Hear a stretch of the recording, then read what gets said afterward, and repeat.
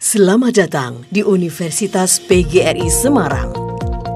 Universitas PGRI Semarang memiliki program studi unggulan yang siap mendidik generasi muda yang tangguh untuk menghadapi setiap tantangan. Fakultas Ilmu Pendidikan,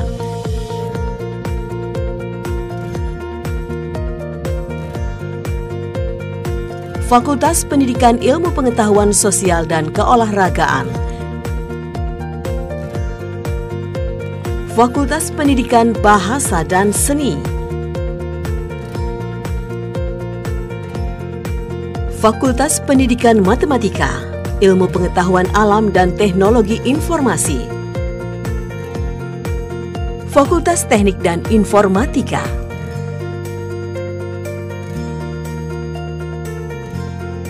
Fakultas Ekonomi Bisnis,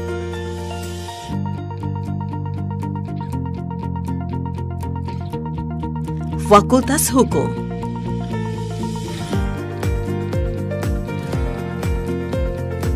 sebagai upaya peningkatan kualitas dan kuantitas, Universitas PGRI Semarang meningkatkan kerjasama dengan berbagai pihak, baik dalam maupun luar negeri.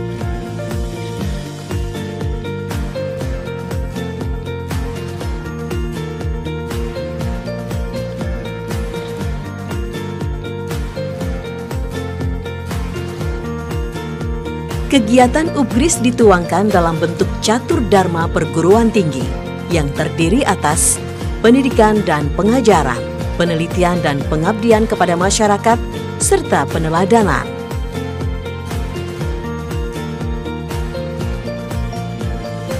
Universitas PGRI Semarang, The Meaning University. Assalamualaikum warahmatullahi wabarakatuh. Perkenalkan, nama saya Lina Putrianti, salah satu dosen program studi PGSD Fakultas Ilmu Pendidikan Universitas PGRI Semarang. Pada kesempatan kali ini, perkenankan saya untuk memaparkan salah satu mata kuliah yang saya ampu, yaitu Kemampuan Berbahasa Indonesia dengan metode DAA, Delivery, Interaction, and Assessment pada video pembelajaran. Video ini dibuat dengan tujuan untuk memenuhi salah satu persyaratan sertifikasi dosen tahun 2025 pada bidang pengajaran. Terima kasih. Wassalamualaikum warahmatullahi wabarakatuh. Assalamualaikum warahmatullahi wabarakatuh. Selamat pagi menjelang siang teman-teman semuanya kelas 2B. Pagi, Bu. Sehat semua? Alhamdulillah. Sehat. Lahir batin sehat? Alhamdulillah sehat.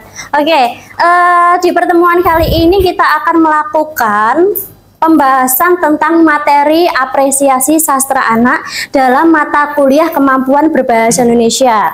Nah, sebelum itu silakan presensi di Spada. Baik. Ya, lakukan presensi di Spada.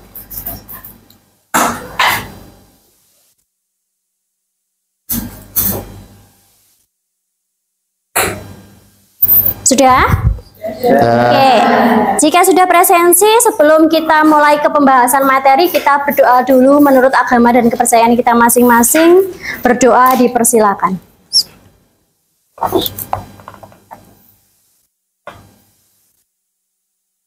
Berdoa selesai.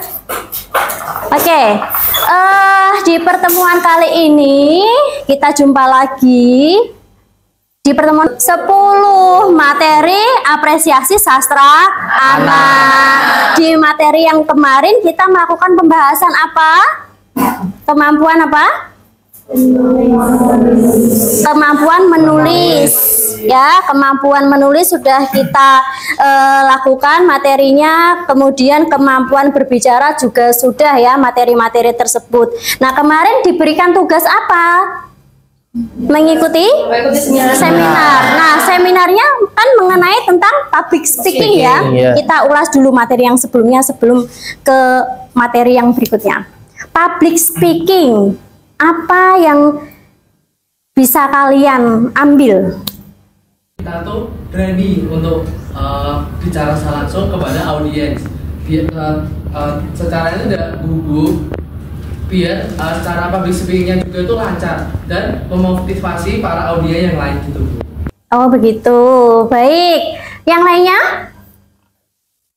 Public speaking bukan sekedar menyampaikan pesan, tetapi juga meninggalkan pesan. Ya. Selanjutnya, public speaking juga bukan sekedar bicara, membuat orang lain percaya. Jadi public speaking intinya tidak hanya sekadar berbicara, tapi juga ada kontennya, ada isinya yang disampaikan siapa kepada siapa?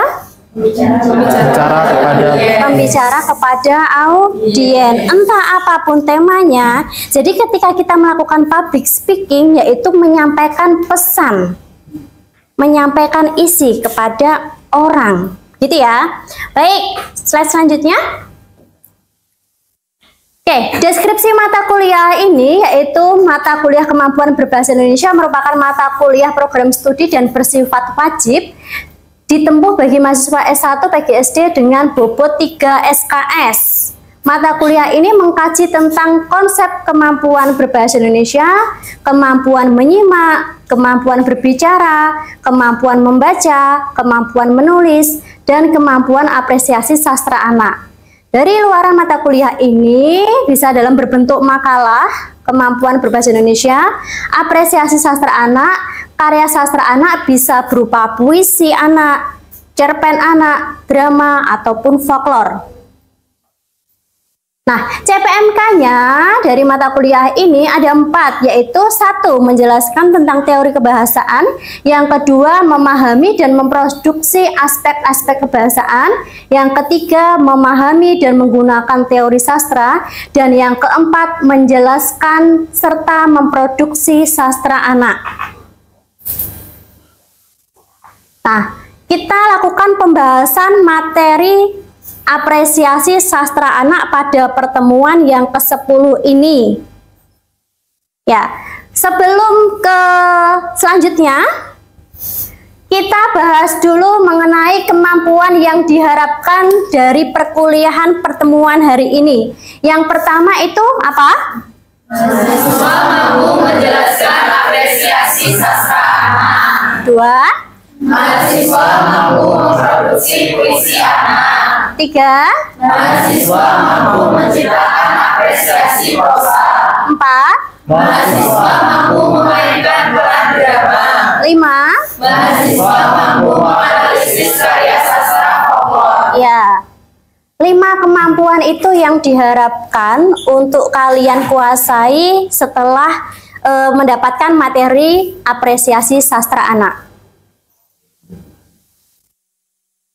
Nah, materi pembelajaran kita bagi menjadi 2, yaitu apresiasi sastra anak, dan yang kedua itu jenis dan unsur karya sastra anak.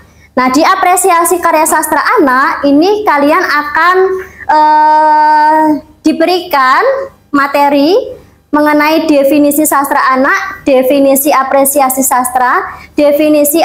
sastra anak, tujuan apresiasi sastra anak, dan manfaat apresiasi sastra anak terkait dengan apresiasi sastra anak. Jadi sebelum ke jenis dan unsurnya, kalian harus memahami dulu apa itu apresiasi hingga apresiasi sastra anak.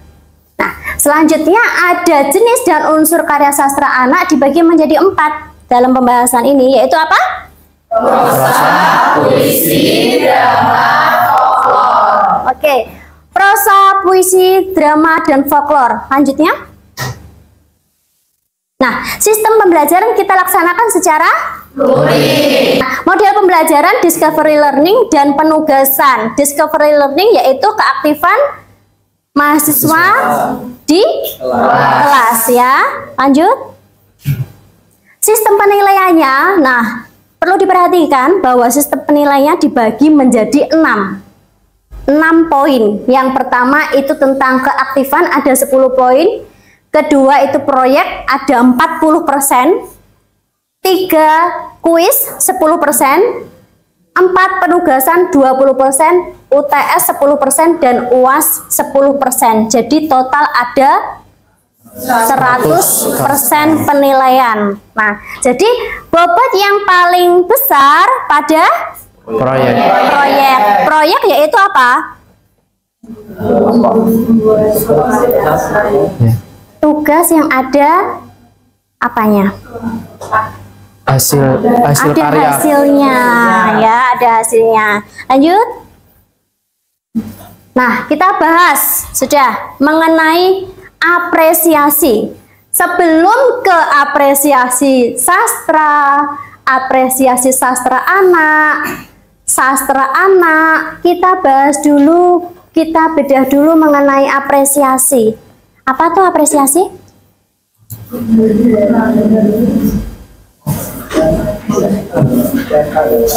Seperti sebuah penghargaan. Contoh kecilnya, semisal kita ini kan mahasiswa terutama di kelas 2B adalah mungkin calon guru, terutama di guru SD. Semisal kita mengajar sebagai guru, kemudian ada audisi sekolah tersebut atau kelas meeting yang dimana ada siswa-siswi yang aktif atau memang berprestasi, kita beri penghargaan atau ya semacam itu, mungkin itu bisa dikatakan sebagai apresiasi, dimana apresiasi itu sendiri bisa berbentuk mungkin ya penghargaan, piala, kemudian mungkin hadiah kecil-kecilan seperti buku, pena, dan apapun itu yang sekiranya bermanfaat bagi peserta didik itu sendiri, yang dimana bisa menambah peningkatan mereka sebagai peserta didik untuk belajar lagi. Ya, jadi poinnya apresiasi adalah apa? Sebuah penghargaan. Entah itu bentuknya bisa pujian, ya kan? Kemudian menikmati dengan membeli, dengan apa? Diberikan hadiah, ya. Bentuknya macam-macam ketika kita mengapresiasi. Karena bentuknya penghargaan. Bisa lewat ucapan, bisa lewat tindakan. Nah, itu dari pengertian apresiasi. Sekarang kita bedah ke apa itu apresiasi sastra, yaitu apresiasi pada bidang sastra, ya, khususnya pada bidang sastra. Nah, kalau apa itu apresiasi sastra anak, yaitu penghargaan pada karya sastra anak yang dikhususkan pada karya sastra anak. Nah, sementara apa itu sastra anak?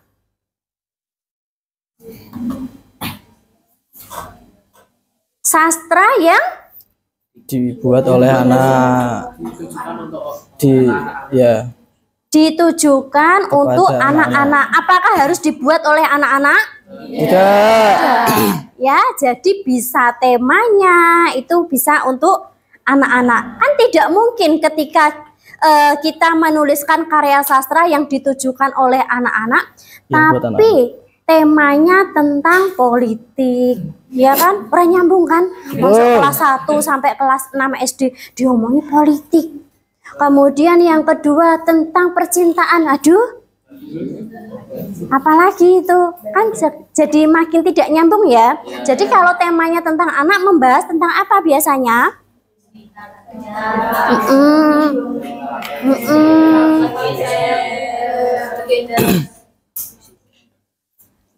Persahabatan, ya, tentang kasih sayang, tentang orang tua. Terus apa? Gotong royong. Oh, bagaimana memotivasi kita untuk menjadi juara gitu ya. Idenya ini aneh-aneh. Lanjut. Selanjutnya, jenis dan unsur karya sastra anak. Kita bedah mulai dari satu persatu jenis dan unsur-unsurnya. Setelah kita melakukan pembahasan, definisi, kemudian tujuannya. Nah, yang pertama jenisnya ada prosa. Apa itu prosa? Karangan bebas yang ada dalam puisi. Tidak terikat oleh apapun. Kaidah oleh aturan. Jadi harus bersaja ABAB misalnya, atau terdiri atas beberapa bait, barisnya tidak diikat seperti itu, karena prosa merupakan karangan yang Bebas. Bebas. Nah, di dalam prosa ini ada 2 unsur, yaitu apa? Unsur intrinsik dan ekstrinsik. Ada yang bisa menjelaskan unsur-unsur intrinsik ini definisinya dan dibagi menjadi berapa? Tema itu apa toh? Mendukung judul dari karya sastra itu sendiri. Yang mendukung apa maksudnya? Oh, ya. Mendukung misal dari judulnya sendiri itu membahas tentang apa, nah itu tuh temanya itu bisa diangkut juga dari judulnya tersebut. Ya, tema atau disebut dengan topik yang dibahas. ya. Topik yang diangkat siapa? Penulis atau pengarang. Nah, selanjutnya tokoh dan penokohan. Apa itu tokoh? Apa itu penokohan? Dibagi menjadi berapa? 3. Apanya yang 3? Penokohan dibagi menjadi 3. apa semua? Itu kan menarikis sifat rasanya. Antagonis, protagonis, tritagonis. Antagonis memerankan protagonis, tritagonis sebagai penengah. Jadi ada yang berperan jahat, ada yang baik, dan ada yang penengah. Biasanya yang dizolimin siapa ini dalam cerita? Yang baik. Yang protagonis. Dizolimin protagonis oleh Antagonis. nanti dipisahkan oleh Tritagonis. baik. Penokohan dibagi menjadi 3. Tokoh dibagi menjadi Utama, tokoh utama dan tokoh pembantu. Jadi ada yang tokoh utama yang disorot. Kalau yang main sinetron itu yang bayarannya paling mahal.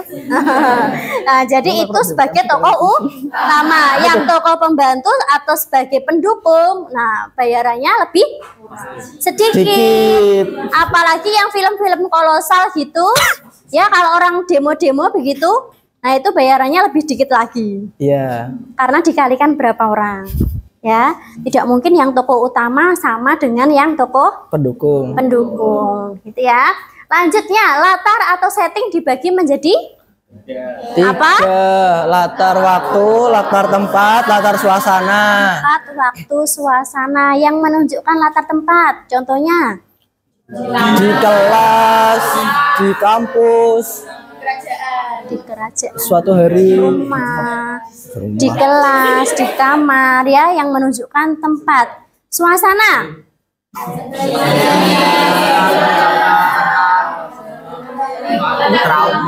mencekam, termenung, sedih, ya, terharu.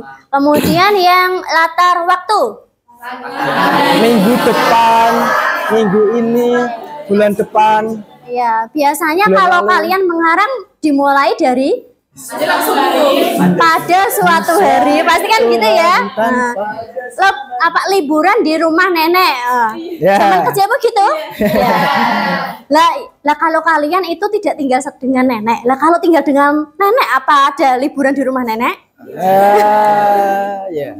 Jadi memang ketika masih anak-anak, apa yang dialaminya mudah sekali untuk menjadi tulisan. Berbeda dengan yang tidak dialami, kan imajinasinya belum begitu keluar ya. Berbeda dengan yang sudah kalian alami, referensinya sudah banyak, sering nonton film, baca novel, baca buku, cerita dari teman-temannya, itu kan bisa menjadi inspirasi untuk tulisan karya sastra, gitu ya. Selanjutnya, alur atau plot dibagi menjadi 3. 3. Apa semua 2. 3? Alur maju, mundur, campuran. Anak campuran dah? Campuran. Jadi alur maju, mundur, campuran, dan kilas balik. Kilas balik. Ada 4. Ya, salah. Sorry dah. Kilas balik bukan arus balik ya. Ya. Kalau arus balik itu berarti mudik ya. Ya.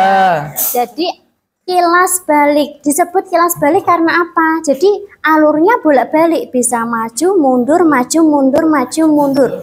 Nah, ya akhirnya jadi cantik gitu ya. Yeah. Nah, kalau kilas yang seperti itu biasanya tidak ada endingnya. Oh, iya. Seperti sinetron-sinetron yang tidak berujung toh? Yeah. Nah, itu menggunakan alur kilas balik. Bolak-balik, bolak-balik. Kalau hanya campuran berarti kan maju mundur ya. Iya. Itu selesai. Tapi kalau kilas balik yang banyak tidak selesai ceritanya. Lanjutnya ada gaya bahasa. Yang ketujuh, amanat dari siapa untuk siapa? Dari penulis untuk pada pembaca. Nah, karya sastra yang selanjutnya yaitu drama. Drama memiliki definisi, bisa dijelaskan? Bentuk lakon seni yang bercerita melalui percakapan dan aksi tokoh-tokohnya. Berarti ada percakapan atau disebut dengan dialog. Nah,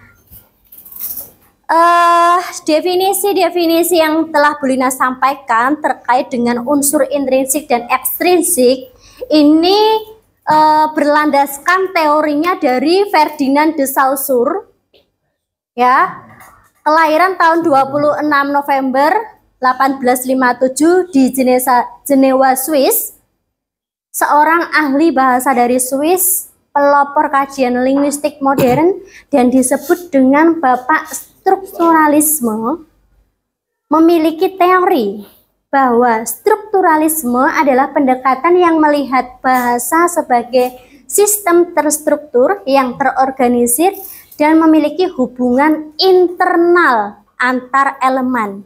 Jadi hanya mengaitkan karya sastra pada unsur intrinsiknya saja. Jadi menganalisisnya hanya unsur intrinsiknya. Teori tersebut kemudian dibantah oleh Lucien Goldman, kelahiran tahun 1913 dan meninggal tahun 1970, yang merupakan ahli filsuf dan sosiolog Prancis asal Yahudi Romania. Nah, teorinya Ferdinand de Saussure yang hanya menganalisis teks pada karya sastra ini hanya unsur intrinsiknya dibantah oleh teorinya Goldman, yaitu strukturalisme genetik, bahwa pendekatan analisis sastra yang menggabungkan strukturalisme murni dan sastra. Jadi mengaitkan teks pada unsur ekstrinsik. Dikaitkan, harus imbang antara menganalisis teks dikaitkan dengan unsur ekstrinsiknya. Gitu. Lanjut. Nah, sekarang di akhir pertemuan kali ini nanti kalian membuat kumpulan karya sastra anak, bisa puisi, bisa cerita anak. Kemudian yang kedua, buatlah folklore dari daerah kalian masing-masing. Yang tadi sudah ada yang menjelaskan terkait dengan folklore kalian. Nanti dibuat menjadi luaran buku. Ini yang semester sebelumnya sudah ada, Dunia Penuh Imajinasi. Dari kelas sebelumnya, ini masih KRBN. Nah, jadi nanti yang diharapkan dari kelas ini bisa mengurus luaran bukunya yang ISBN. Sebelum kita akhiri, kita bikin kelas dulu untuk kelas 2. Ya, semangatnya luar biasa sekali. Nah, ini harus kalian jaga sampai nanti selesai kuliah dan kerja. Ya, semangatnya ditambahkan lagi. Baik, untuk pertemuan kali ini kita cukupkan dan akhiri. Assalamualaikum warahmatullahi wabarakatuh. Waalaikumsalam warahmatullahi wabarakatuh. Sampai jumpa minggu depan.